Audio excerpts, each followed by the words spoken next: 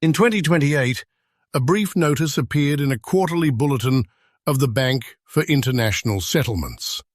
It was a single line, buried under routine reporting. For the first time, more than 53% of cross-border settlements between non-Western states were conducted outside the US dollar clearing system. No headline covered it. No major network ran a segment. It was filed as a technical adjustment in global liquidity flows, the kind that analysts skim past as background noise. And yet, it marked something unprecedented. The moment the world's financial architecture functionally decoupled from a system that had defined power for nearly 8 decades. Quiet construction. China established yuan-based commodity exchanges. Russia priced energy exports in rubles, yuan, and local currencies. Regional trade blocs, Mercosur, ASEAN, the African Continental Free Trade Area, built digital customs and settlement platforms designed to operate without dollar intermediaries. Blockchain audit trails replaced legacy invoicing. Proof of functionality. By the mid-2030s, more than half of China's trade with the Global South was settled in non-dollar currencies. BRICS trade flows adopted a standardized settlement protocol, allowing immediate conversion between local currencies. A dozen African states adopted pooled reserves for currency stabilization, reducing exposure to Western market volatility. Real-world example. Indonesia's mineral exports to China, once priced exclusively in dollars, transitioned to a mixed yuan-rupiah system with automated currency balancing. This model replicated across Southeast Asia. Strategic consequence. Commodity pricing diversification weakened the dollar's gravitational field. States gained autonomy in trade relationships, and the geopolitical cost of sanctions increased as alternatives multiplied. 4. Technology standards. Old world function. Western corporations set the global template for telecom, software, cybersecurity, and data governance. Standards ran through Silicon Valley, and hardware supply chains centered on US and allied firms. Quiet construction. China rolled out digital infrastructure packages, 5G, cloud architecture, AI governance tools, bundled with financing. Russia developed secure communication frameworks for states seeking insulation from Western surveillance concerns. India, Southeast Asian nations, and Africa began adopting hybrid standards balancing cost, sovereignty, and functionality. Proof of functionality. By the early 2030s, over 60% of 5G and post-5G networks in the Global South used Chinese or hybrid standards. AI governance protocols from Beijing became default in several regions, guiding traffic systems, healthcare data, and industrial logistics. Real-world example. Brazil's national grid modernization, built with Chinese hardware, Indian software layers, and local cybersecurity protocols, broke the assumption that Western technology was the universal baseline. Strategic consequence. Technology no longer flowed from a single center. Data ecosystems fragmented, supply chain loyalty dissolved, and influence diffused through competing architectures. The world's digital nervous system was no longer monolithic. 5. Security and strategic alignment. Old world function. Security guarantees stemmed primarily from U.S. alliances, NATO, bilateral pacts in Asia, and military partnerships across the Middle East. Access to Western arms and intelligence shaped strategic behavior. Quiet construction. China expanded naval access agreements. Russia increased defense exports to states seeking alternatives to Western restrictions. Regional coalitions, Gulf security frameworks, Central Asian rapid response groups, African anti-piracy networks grew increasingly autonomous. Proof of functionality. Joint exercises between China, Russia, Iran, partners in Africa, and Southeast Asia became routine. States' diversified procurement and intelligence sharing shifted toward multi-node networks. Real-world example.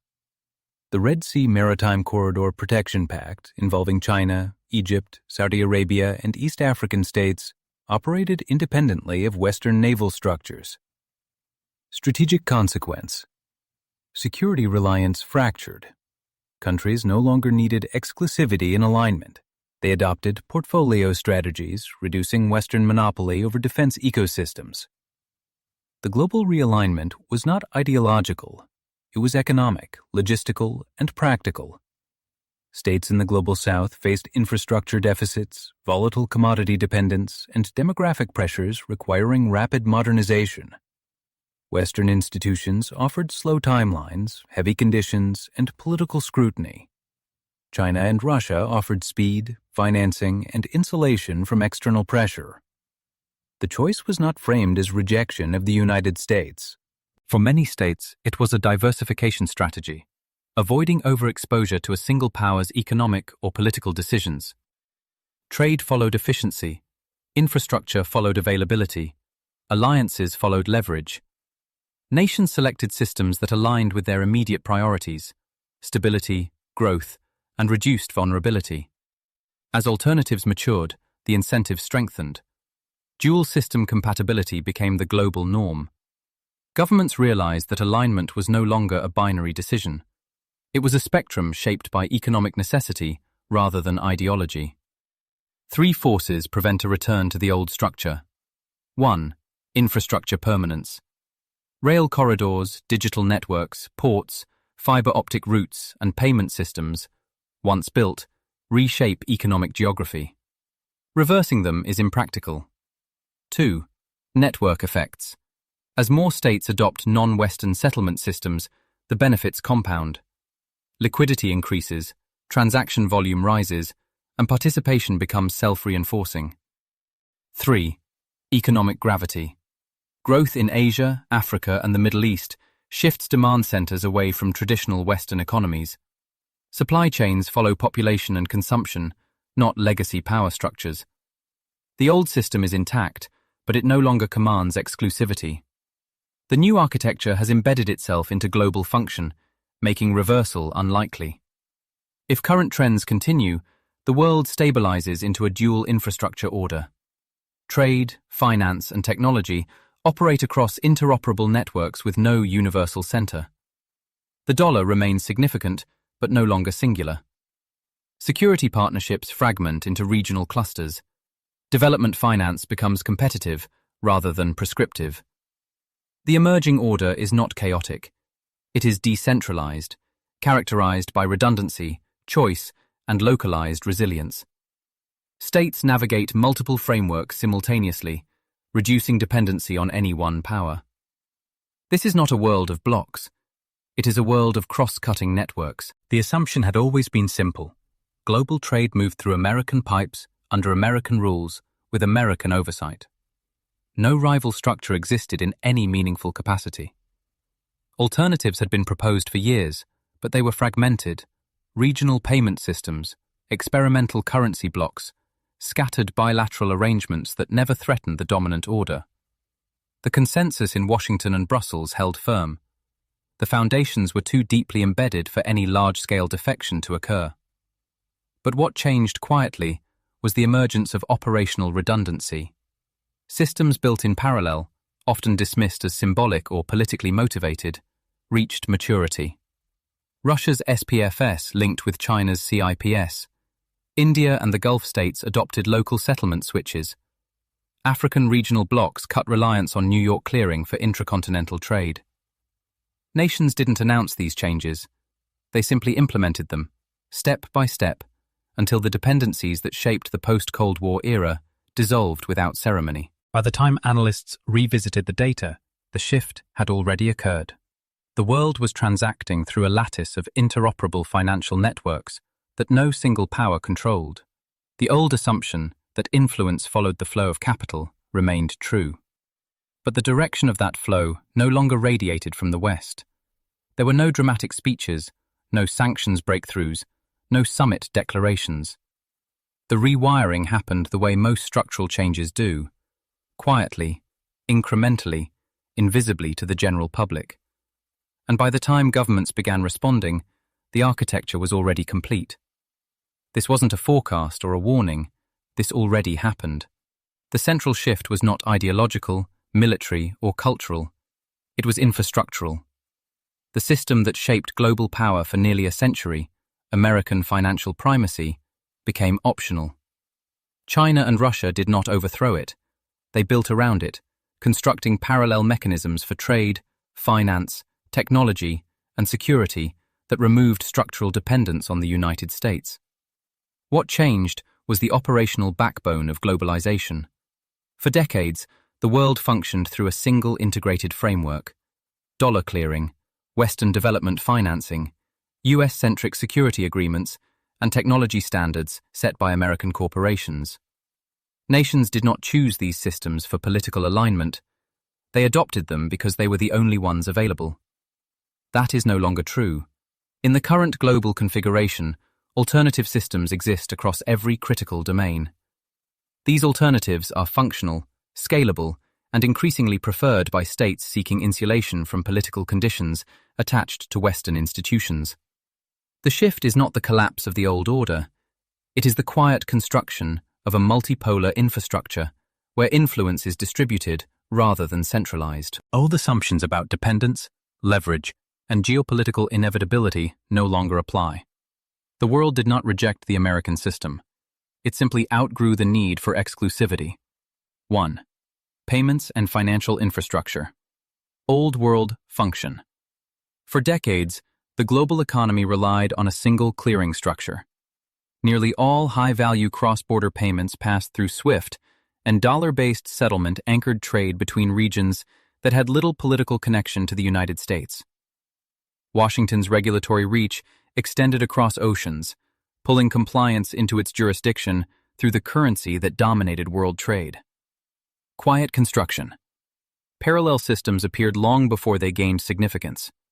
China's CIPS initially handled less than 0.5% of global settlements. Russia's SPFS was built as a post-2014 contingency. ASEAN e-payment links were framed as regional modernization. Individually, none posed a threat. But collectively and quietly, they formed an interoperable network. Bilateral switches linked China to the Gulf, Russia to India, Southeast Asia to Africa, and Latin America to both. Proof of functionality. By the early 2030s, non-Western settlement volume outside the dollar system exceeded $5 trillion annually. More than 70 nations maintained dual infrastructure capability. Trade between China, Russia, Indonesia, Brazil, and the Gulf states largely bypassed Western clearing entirely. What began as redundancy became the new default, an ecosystem in which local currency settlement was frictionless and politically insulated. Real-world example. The 2031 Energy Corridor Agreement between Saudi Arabia, China, and Pakistan was settled entirely through digital yuan and regional currencies. No dollar intermediary was used, and no Western institution was involved in verification or escrow. It set a precedent that soon expanded to Africa and Central Asia. Strategic consequence. The leverage long derived from monitoring, regulating, and freezing transactions diminished. Countries no longer required alignment to maintain access. The United States didn't lose dominance through conflict. It lost exclusivity through multiplication. 2. Development finance and institutions. Old world function. For most of the post-war era, development finance flowed through a narrow channel: the World Bank, IMF, and Western Fed bilateral institutions. Loans came with policy frameworks, macroeconomic restructuring, governance reform, and strategic alignment. Quiet construction. China introduced the Belt and Road Initiative. Russia expanded energy-linked credit. Regional banks from Africa to Southeast Asia increased currency-denominated lending. The Asian Infrastructure Investment Bank was dismissed as symbolic, yet it expanded membership faster than any multilateral bank in history. Parallel risk assessment institutions emerged, offering non-conditional, infrastructure-focused financing tailored for states seeking rapid modernization. Proof of functionality. By 2030, over 42% of global development lending originated outside the traditional Western system. AI-driven assessment tools used by Chinese and Gulf institutions accelerated approval times from months to days. States received financing without political conditions, and supply chains delivered infrastructure faster than legacy institutions could evaluate proposals. Real-world example. Kenya's integrated logistics corridor, rail, port, and energy, was funded entirely through a consortium of Chinese, Saudi, and Turkish institutions. It bypassed the World Bank model completely and was operational in a third of the usual timeline. Strategic consequence. Influence once derived from conditionality waned. Debt became geographically diversified, and leverage over domestic policy eroded. The development landscape no longer revolved around Washington consensus norms. It became a competitive marketplace. 3. Trade and currency settlement. Old world function. Trade settlement relied overwhelmingly on the dollar. Commodity pricing reinforced this dependence, linking every major industry, energy, metals, agriculture, to American financial institutions. Tariff structures and shipping insurance systems reinforced the centrality of Western frameworks. Quiet construction. China established yuan-based commodity exchanges. Russia priced energy exports in rubles, yuan, and local currencies. Regional trade blocs, Mercosur, ASEAN, the African Continental Free Trade Area, built digital customs and settlement platforms designed to operate without dollar intermediaries. Blockchain audit trails replaced legacy invoicing. Proof of functionality. By the mid-2030s, more than half of China's trade with the Global South was settled in non-dollar currencies. BRICS trade flows adopted a standardized settlement protocol allowing immediate conversion between local currencies.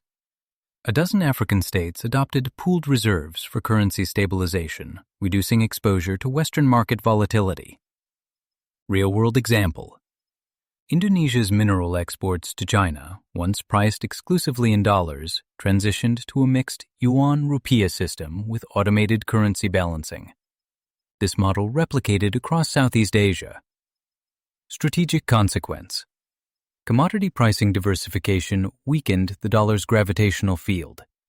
States gained autonomy in trade relationships, and the geopolitical cost of sanctions increased as alternatives multiplied. 4. Technology standards. Old world function. Western corporations set the global template for telecom, software, cybersecurity, and data governance. Standards ran through Silicon Valley, and hardware supply chains centered on U.S. and allied firms. The most significant shift was not geopolitical rhetoric or military posture. It was the quiet reconstruction of global infrastructure.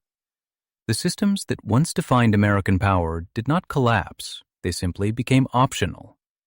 China and Russia did not replace the U.S. order, they diluted it by offering alternatives, by building parallel institutions, and by providing states with choices that did not exist before. Influence changed because dependency changed. The real transformation is subtle. Power no longer flows from a single institutional route. It moves through a distributed architecture, and the world adjusted without the drama of a declared transition. The systems didn't disappear. They became optional,